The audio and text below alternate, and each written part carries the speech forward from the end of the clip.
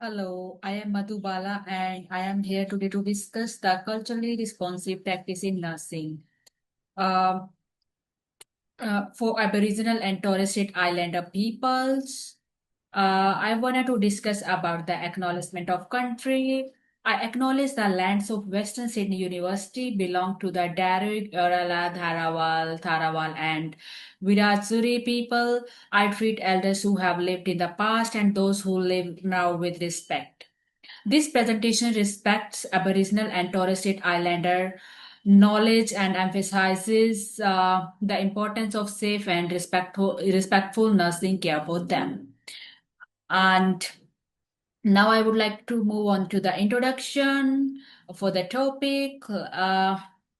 Culturally responsive practice in nursing, particularly taking care of Aboriginal and Torres Strait Islander peoples. This issue is important because these communities are still exposed to significant health inequities in Australia. Their expected life is about 8 to 9 years less compared to the non Indigenous Australians. Moreover, the rate of chronic illness and hospitalization continues to be high, and many people are not using health services because they don't feel culturally safe or respected in healthcare settings. Culturally responsive nursing is about the change and it is all about making the environment comfortable, safe, and equitable for all the patients. Now move on to the health disadvantages. There are some of the health disadvantages. Firstly, I would like to explain the Aboriginal and Torres Strait Islander peoples are burdened with more chronic illness.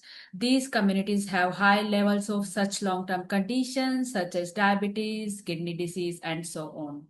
Additionally, mental health problems as well as hospital admissions are also much more elevated. Moreover, lack of connectivity and belonging to culture is of the primary reasons for the bad outcomes, leading to stress, trauma, and isolation as well. Despite this, throw in racism and unsafe healthcare environment, it is no wonder that there is low engagement with health services.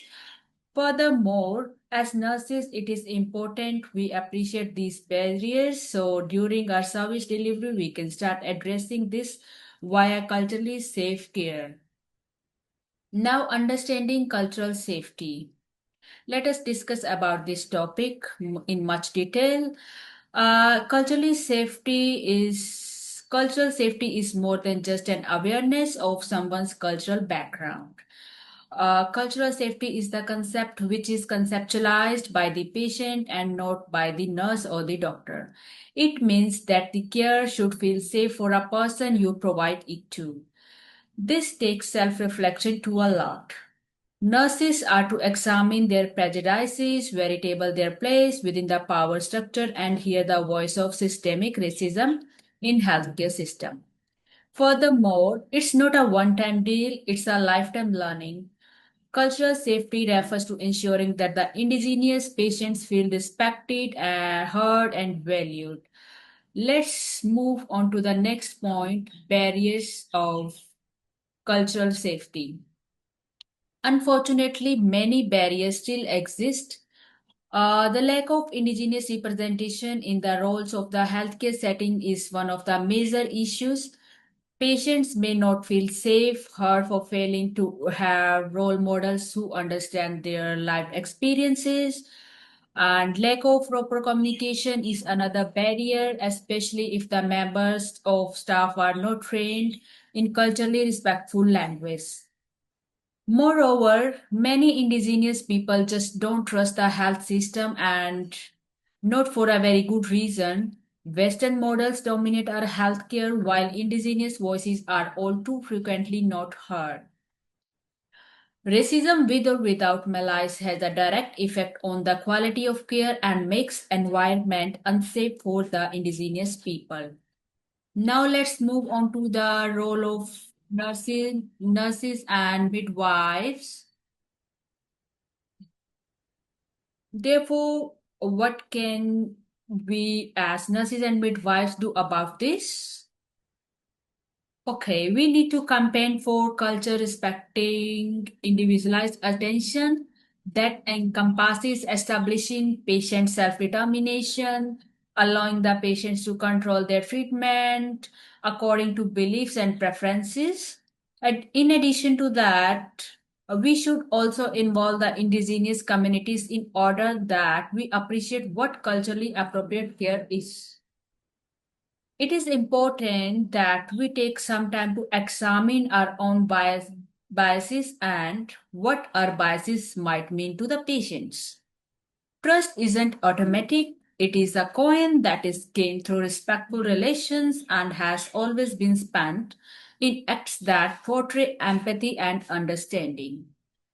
Now let's move on to the cultural determinants of health.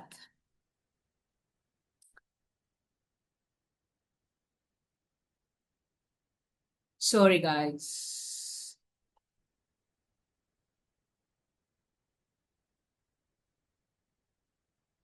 Cultural determinants of health are the positive outcomes of health and well being. These are such strengths of well being for indigenous peoples, including cultural identity, connection to country, community support, and self determination. Furthermore, high cultural identity makes the individuals feel grounded and resilient. Community relationship is a support system, while country, which amounts to more than land to include spiritual attachments, is fundamental in mental and emotional health. When individuals believe that they are in control of decisions regarding their health care, then the outcomes are better. Among other things, nurses can do so by respecting cultural values and understanding the ways in which these determinants impact healing. Now, some of the strategies for implementation, working out culturally responsive care need not to be complex. However, it is something that will require commitment. Sorry. One strategy can be by using the cultural safety audit tools to determine how well your workplace supports the indigenous patients. One of the additional important steps is to work with Aboriginal liaison officers and community controlled health organizations. These groups have an insightful understanding of the locality and aid in building care according to the needs of the community. The presence of interpreters, flexible appointment time, and continuity of care all contribute to the development of trust and increase the patient's feeling of safety. Now, in the next part, we will discuss about workplace application. Uh, in real sense, places of work must endorse these ideas. Firstly, the cultural safety training should be compulsory for all the staff. All the personnel in a healthcare setting should know about the significance of respect, communication, and inclusion. Second, we must involve indigenous leaders in conversation when the decisions are made. Moreover, their thoughts can formulate better policies. Cultures are also to be represented within the healthcare facilities, either through the available artwork, language segmentation, or the ability to involve family members as contributors in the care process. These minutes changes will demonstrate the indigenous patients must involve indigenous leaders in conversation when the decisions are made. Moreover, their thoughts can formulate better policies. Cultures are also to be represented within the healthcare facilities, either though the available artwork, language segmentation, or the ability to involve family members as contributors in the care process.